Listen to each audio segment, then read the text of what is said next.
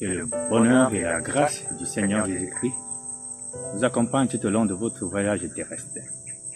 Recevez mes salutations chaleureuses en son nom glorieux. Bon début de semaine à chacun d'entre nous. Et je crois que celui-ci se soit bien passé, comme c'est le cas pour moi. Votre chaîne, la chaîne de Dieu.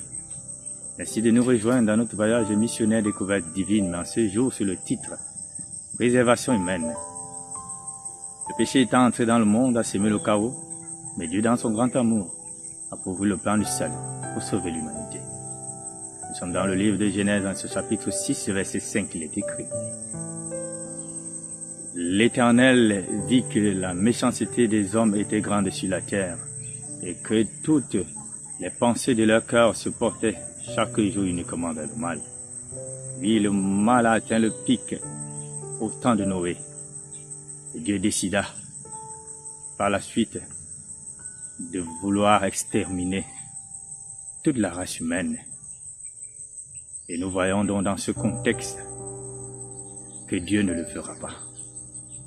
Nous sommes dans le même chapitre, versets 7 et 8, il est écrit.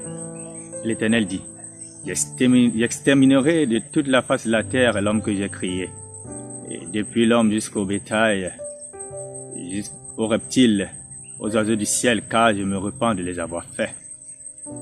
Rien ne surprend Dieu, et Dieu est au contrôle de toute l'histoire de l'humanité. Et comment se fait-il que Dieu se repente? Ce n'est pas de la repentance qui est l'apanage des hommes où nous devons regretter nos actions mauvaises vis-à-vis de la divinité.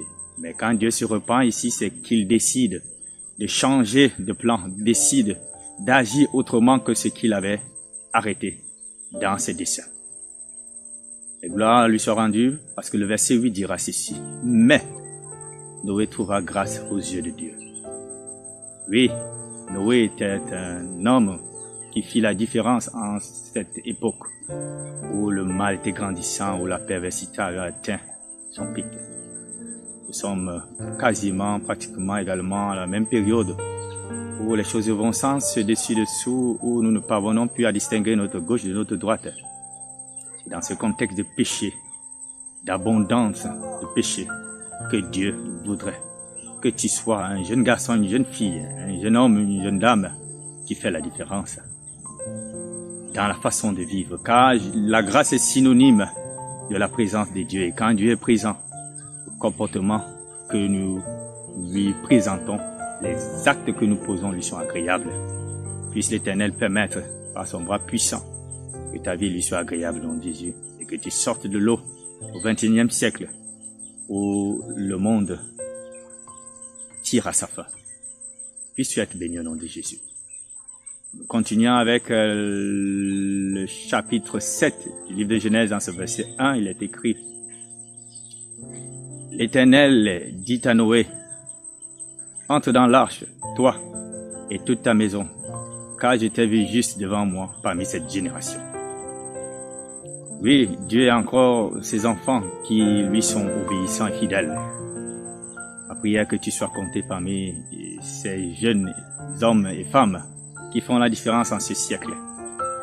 Puisses-tu recevoir le Saint-Esprit de Dieu et être différente.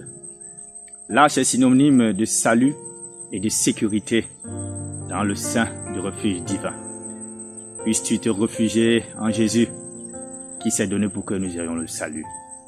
Puisses-tu recevoir la grâce qui découle de la personne de Jésus, afin que ta vie ne soit plus la même, et qu'alors que tu seras transformé par la puissance du Saint-Esprit, que tu sois une lumière pour ton pays, pour ta nation, que tu sois une lumière dans ta société et dans ton voisinage, afin qu'au travers de ta vie, beaucoup viennent à Christ. Sois béni au nom de Jésus. Merci de nous avoir suivis. À mercredi par la grâce de Dieu, mais sous un nouveau titre. Sous un nouveau titre, la conscience humaine. Shalom.